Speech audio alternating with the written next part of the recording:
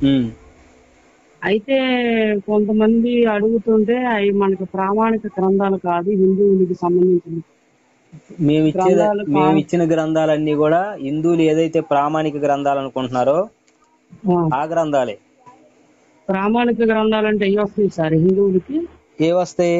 రామాయణం, మహాభారతం, ఆ, అష్టాదశ పురాణాలు, ఆ.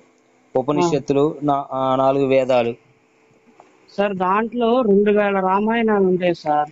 వాల్మీకి రామాయణం. వాల్మీకి రామాయణం కూడా ఎలా ప్రామాణికమైంది? మరి ఏది ఏది ప్రామాణికమైంది మరి? గీతా ప్రెస్ గోరఖ్పూర్ ప్రామాణికం అంటున్నారు మరి. ఎవరు? మామూలు మాకు తెలిసిన వాళ్ళు హిందువుల్ని కనుక్కుంటే అదే ఇంట్లో ఇప్పుడు గీతా ప్రెస్ వాళ్ళు ప్రామాణికం అని ఎట్ట తెలిసింది? గీతా ప్రెస్ వాళ్ళు నిన్నగాక మొన్న రాశారు తెలుగులోకి.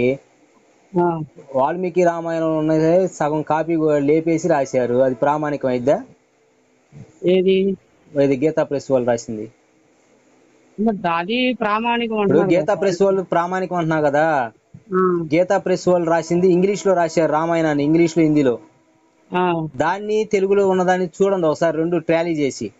ఉమ్, వాళ్ళు ఎంత మోసగాళ్ళు, ప్రజల్ని ఎలా మోసం చేస్తారో మీకు అర్థమైంది, నేను చెప్పటం కాదు.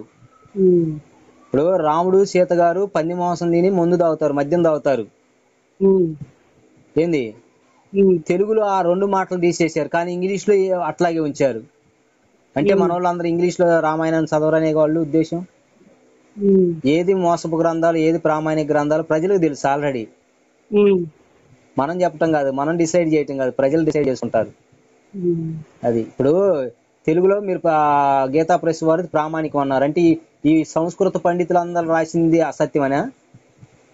సార్ దాంట్లో శ్లోకం ఒకటి ప్రామాణికంగా ఉంటుంది. అవును. అది దానికి అర్థం తెలుసుకొని ఊహించుకోవడానికి ఉమ్. ఈ వాళ్ళ ఊహకి కొద్దిగా, ఇప్పుడు నీకు ఒక ఊహ వచ్చింది, నాకు ఒక ఊహ వచ్చింది. ఓకలు పెట్టి రాసే కాదు, ఉన్న అర్థాలు రాస్తారు వాళ్ళు, సంస్కృత పండితులు వాళ్ళు రాసింది. లేదండి. ఇప్పుడు సంస్కృత విద్వాంసులు ఇప్పుడు రాసింది అంటే వాళ్ళకి తెలియదు మనకు తెలిసిద్దా ఓకలని? అట్లా అని కాదు, అందరికీ పంచానం ఎలా వస్తుంది? ఇప్పుడు ఆ, అందరూ పల్లకి ఎక్కుతారా? ఇప్పుడు అప్పుడు ఏం చేయాలంటే ఆ పుస్తకాలను బ్యాన్ చేయించిపోయారా మరి అడిగి? ఏదండి? పుల్లిల శ్రీరామచంద్రుడు గారు రాసినవి, తర్వాత వావిల వారు రాసినవి, ఇవన్నీ ఉమ్, చెప్పేటప్పుడు కనీసం ఆలోచించాలి కదండి. నిన్నగాక మొన్న రాశారు ఎవరు? గీతా ఉమ్, ప్రెస్ వాళ్ళు సగం కల్పించి రాశారు, సగం ఎత్తి పడేశారు. ఉమ్. ఇప్పుడు వాల్మీకి ఇప్పుడు 800 రామాయణాలు ఉన్నాయి మొత్తం. చాలా ఉంటాయి అంటున్నారు అదే మరి. వాటిలో ప్రామాణికమైంది ఏదంటున్నా? ప్రామాణికమైన గీతా ప్రెస్ గోరఖ్పూర్ అంటున్నారు మరి. గీతా ప్రెస్ గోరఖ్పూర్ కాదు, గీతా ఉమ్, ప్రెస్ వాళ్ళు అనువాదం చేసింది గోరఖ్పూర్. నువ్వు చెప్పేది ఎట్లుందంటే రామాయణాన్ని గీతా ప్రెస్ వాళ్ళు రాశారు అంటున్నారు. రామాయణం ఉమ్, రాసింది వాల్మీకి. ఉమ్, గీతా ప్రెస్ వాళ్ళు వాల్మీకి దాన్ని అనువాదం చేశారు ఇంగ్లీష్ ఉమ్, లోకి, తర్వాత హిందీలోకి, తెలుగులోకి. ఉమ్, వాళ్ళకి నచ్చినట్టు రాశారు. మీరు కావాలంటే హిందీ ఇంగ్లీష్ ఉంటుంది చూడండి, ఇంగ్లీష్ రామాయణం 3 వాల్యూమ్స్ ఉంటాయి. ఉమ్.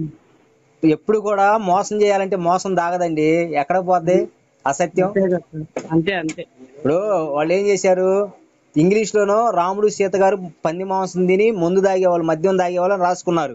ఉమ్, కానీ తెలుగు ప్రజలందరికీ మద్యం తాగారని రాస్తే తెలుగు ప్రజలు ఎక్కడ సిగ్గుపడతారు, అయ్యో మన దేవుడు ఎట్ట చేస్తున్నాడా అనుకుంటారని తెలుగులోకి వచ్చాక కందమూల ఫలాలు, తర్వాత చెరుకు రసం తాగారని రాసుకున్నారు. ఉమ్, మరి ఇంగ్లీష్ లో అట్నే ఉంచుకున్నారుగా, మందు తాగారు తర్వాత పంది మాంసం తిన్నారని. ఉమ్. అంటే ఎవరు తప్పు అప్పుడు? అంతే కదా. మీరే ఆలోచిస్తాను జనరల్ గా. ఉమ్, నువ్వు అనువాదం చేసేటప్పుడు తెలుగులో కంటే తెలుగు ప్రజలను మోసం చేద్దామని చూసావు. ఉమ్, వీళ్ళు నిన్నగాక మొన్న పుట్టారు, ఎవరు? గీత ప్రెస్ వాళ్ళు. ఉమ్, అమాయక ప్రజలను మోసం చేస్తూ గ్రంథాల్లో ఉన్నాయన్నీ లేపేసి, అసలు ఒరిజినల్ గ్రంథాల్లో ఉన్నాయన్నీ సగం తీసి పడేసి. శివపురాణం ఎన్ని పుస్తకాలు వస్తుందండి? ఎన్ని వాల్యూమ్స్ వస్తాయి? 4 వాల్యూమ్స్ వస్తాయి. ఉమ్, గీతా ప్రెస్ వేసింది ఒకటేగా. ఉమ్, వాళ్ళు ఎంత పచ్చి మోసగాళ్ళు ఒక విషయం చెప్పమంటారు మీకు? ఉమ్, మరి ఇన్ని సంవత్సరాల మంది వేస్తున్నారు కదా బుక్స్ వాళ్ళు, ఉమ్, ఇంతవరకు పద్మ పురాణాన్ని ఎందుకు వేయలేదు, స్కాంద మహాపురాణాన్ని ఎందుకు వేయలేదు వాళ్ళు ఉమ్, ప్రింటింగ్? ఉమ్. మీరే ఆలోచన చేయండి. అదే అదే. మేము ఇచ్చేది కూడా అన్ని కూడా ఏదైతే ప్రామాణికం అనుకుంటున్నారో పెద్ద పెద్ద సంస్కృత పండితులు రాసిని, అవి ప్రామాణికం కాదంటే చెప్పు తీసుకుని వాళ్ళే కొడతారు, మేం ఉమ్. కాదు. ఇప్పుడు టిటిడి వాళ్ళు ఉన్నారు, వాళ్ళు ప్రామాణికం కాదా? ప్రామాణికులు. అవునా కాదా? మరి వాళ్ళ వాటిలోంచి ఇస్తున్నాం మేము. తర్వాత శ్రీ వెంకటేశ్వర ఆర్సి భారత ట్రస్ట్ ఉంది. పెద్ద పెద్ద సంస్కృత విద్వాంసులు రాసి మహనీయులు రాసినాయండి. అవి ఎవరు రాశారు? పెద్ద పెద్దోళ్ళు, ఉద్దండువులు రాసినాయి. ఇంతవరకు అసలు మనం తెలుగులో శ్లోక తాత్పర్యంతో ఉన్నటువంటి గ్రంథాలే లేవు, పురాణాలు. వాళ్ళు రాసుకుంటూ వస్తున్నారు. అలాంటి వాళ్ళని తప్పు పడుతున్నాం అంటే ఎంత అజ్ఞానంలో చూడండి. మేము వాళ్ళని తప్పు పట్టట్లా. కాకపోతే ఏంటంటే మన బాధ ఏంటంటే కొన్ని పదాలను వాళ్ళు ఎత్తేసి, ఇప్పుడు వీరిస్కాలం చేసుకున్నారని ఉందనుకోండి, తేజస్ అని రాశారు, రాయటానికి ఇబ్బంది పడి అట్లా చేశారు. అది అదండి. ఓకే, డీటెయిల్స్ పంపిస్తాను. అలాగేనండి, అలాగే. Thank you. మీ పేరండి? నా పేరు రాధాకృష్ణ. రాధాకృష్ణ గారు. అయ్యా మీ డిస్టిక్ అంటే నేను పేడ్ ఫీడ్ చేసుకుంటాను గుర్తు కోసం. సరే సరే. మీ డిస్టిక్ అండి? డిస్టిక్ కృష్ణా జిల్లా. ఓకేనండి, నేను మీ పేరు ఫీడ్ చేసుకుంటాను. ఓకేనా? ఓకే.